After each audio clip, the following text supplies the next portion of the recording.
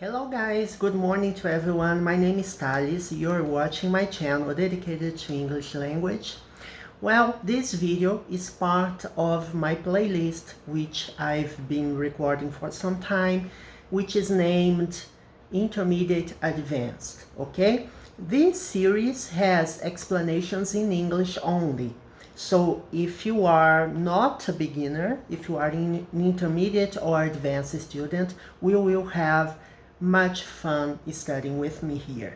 But I also have a playlist dedicated to people who are still at the beginning of the learning experience, okay, in English. And this playlist has explanations in Portuguese, so it's very easy to follow. And it's the same thing I do in this playlist as well. I give some examples, I explain some of the grammar rules, so it's very straightforward, very easy for you to understand. Before we begin, subscribe to the channel, share the content with your friends, give a thumbs up if you enjoy the content, and subscribe and hit the notification bells. Why is it necessary? Hitting the notification bell is necessary because I upload videos almost every day. Okay? Right now, we are in the midst of an English grammar cycle. So, since the beginning of the channel, I have been recording videos about English grammar, but I hope you are ready. In the next videos, in the near future, I will be recording other topics, okay? Basic vocabulary, intermediate, advanced vocabulary, phrasal verbs, so there is a lot of content for you to study with me.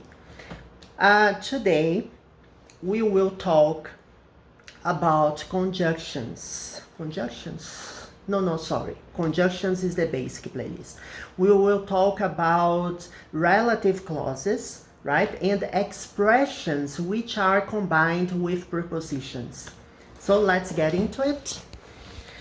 I said conjunctions because conjunctions, it's where I stopped teaching in the basic playlist.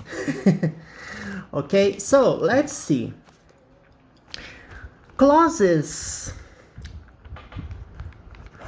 are part of the sentence, okay? They help convey ideas, give some additional information to the sentences. We will see some more examples today with me. You know, you can combine preposition with expressions such as which and whom. Remember when to use. Which is used when we talk about things, and whom is used when we talk about people. But whom is not very common in spoken English.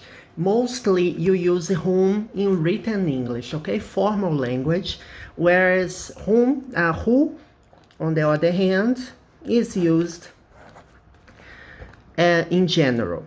Who and which, who is employed when we talk about people, and which is used when we talk about things. And that, it's when we talk about both of them. But we have seen some situations in which you can't use that, even though it can be employed for both of them. So I highly recommend that you watch the previous videos. I talked about the exceptions, about some special situations in which you can't use that, but you can use who or which instead. Let's see. When you say, for example, I spoke to Mary. Speak is the simple present or present simple of the verb in the past spoke. So present, past simple, okay? Speak, spoke. What is that I want to emphasize here? Speak requires preposition, okay? It's a verb, it requires preposition, as well as almost all verbs. They have some preposition combination you have to memorize. You can say I speak with, or I speak to, depending on the situation. Here I said, I spoke to Mary. So you can say, Mary,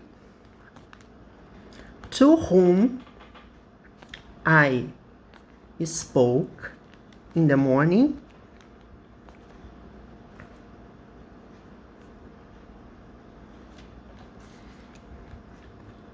is coming to visit us.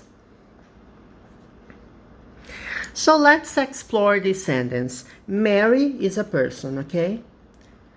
At the beginning of the relative clause, this is a relative clause, okay? It starts with to whom, and it ends right here. This is a relative clause. Relative clause that is between commas, right? You have two commas, Mary, comma, to whom I spoke in the morning, comma, is coming to visit us. I use whom here. Let's understand two different things. First, whom is only used when it works as object of the sentence. So I spoke to someone.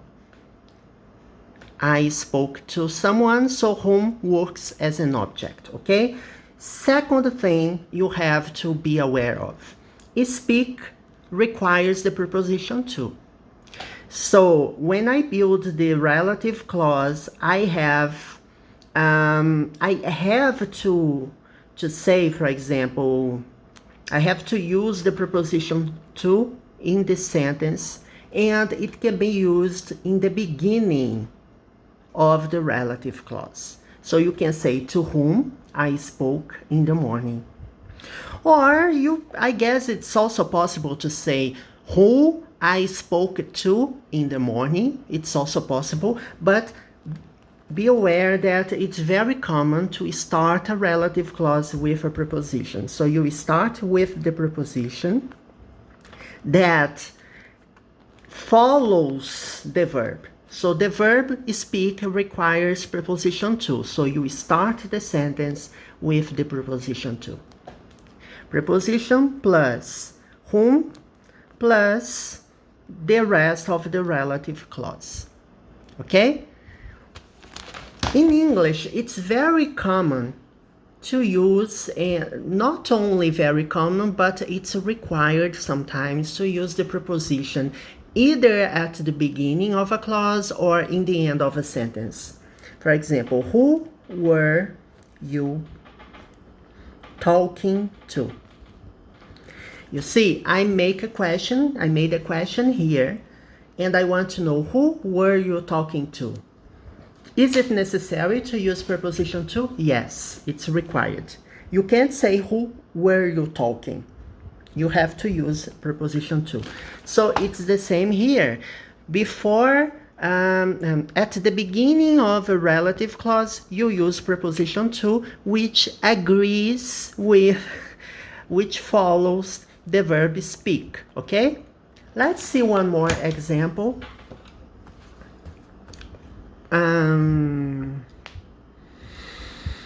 Let me see what kind of example I will give you.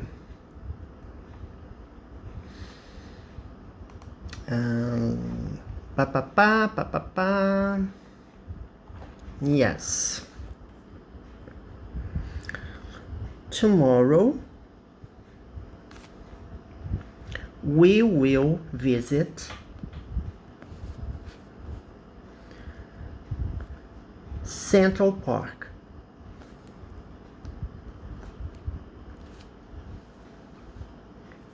Tomorrow we will visit Central Park, to which we've never been before. So we have never been to Central Park. It will be our first time there. So let's analyze the sentence. You said, tomorrow we will visit Central Park. You know, it's not highly necessary to have a comma here. Actually, in this sentence, it doesn't make sense. It doesn't make sense to use a comma here because tomorrow is an adverb of time. We use commas when we have a noun at the beginning of the sentence.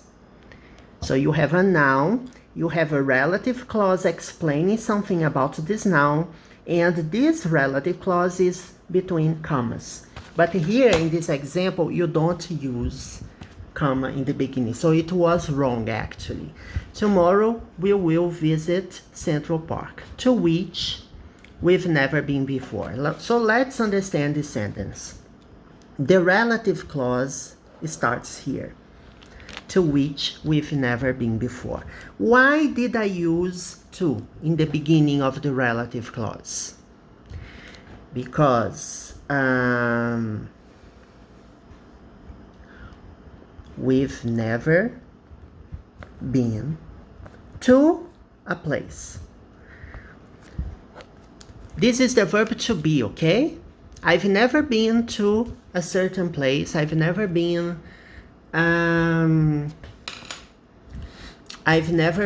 to before.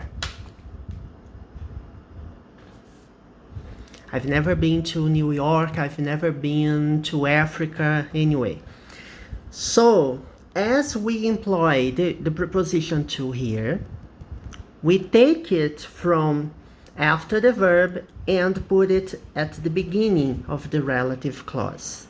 You know, it's not complicated, but I guess it's more complicated perhaps to use it in spoken English. But in written English, I guess nobody will have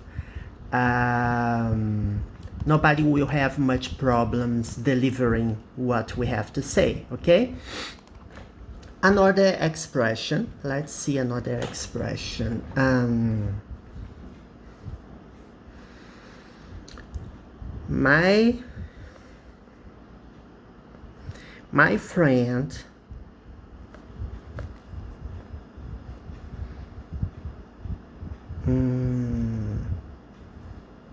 My friend introduced us to his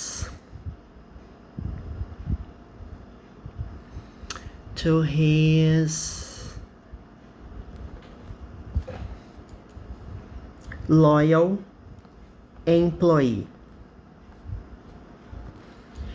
Okay, so my friend owns a company and he introduced us to his loyal employee. Now let's make a relative clause out of it. My friend introduced us to his loyal employee who he is very proud of. Okay? He is very proud of his new employee. Is it possible to use another expression? Is it possible to build this relative clause another way? Yes, we will see it shortly. So who is following employee? Employee refers to a person. It's a person he is proud of. You see, proud of.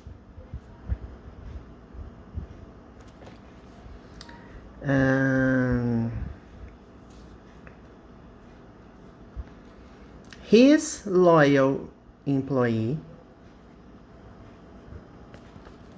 of whom he is very proud,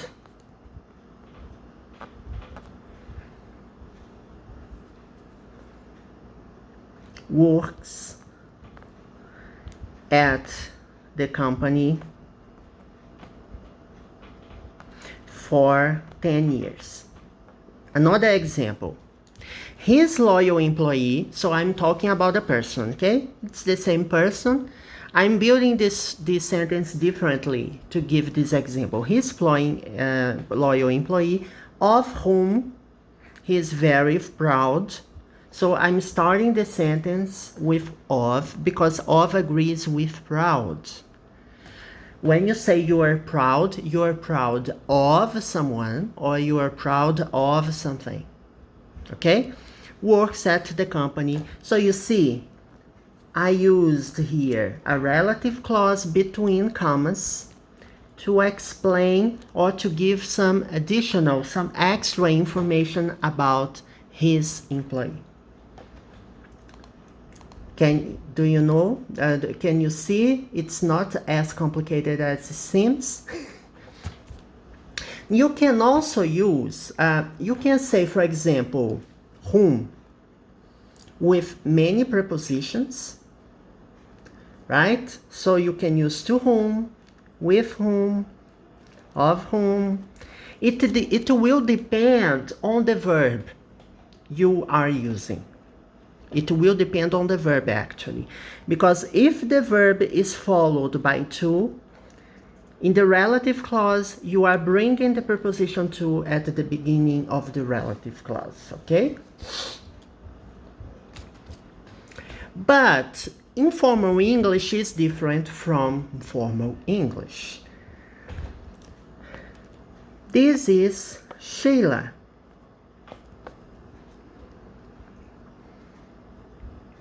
My friend who I was talking about. This is Sheila, my friend who I was talking about, or you can say this is my friend Sheila. This is my friend who I was talking about. So you can start a sentence with the preposition. You can say, this is my friend about whom I was talking about, or about who I was talking about. You can use, or who. Or you can use the preposition just after the verb. So there are two possibilities. Informal English is more common to use like this. This is my friend who I was talking about. It sounds more natural, but you can also start a relative clause with a preposition. So this is my friend, comma, about whom or about who I was talking about. Okay? I guess this video is already too long. Yes, because the situations are more complicated to explain. It requires more examples. Next video, we will continue talking about combination of prepositions in relative clauses, okay? So see you next video. Have a good time.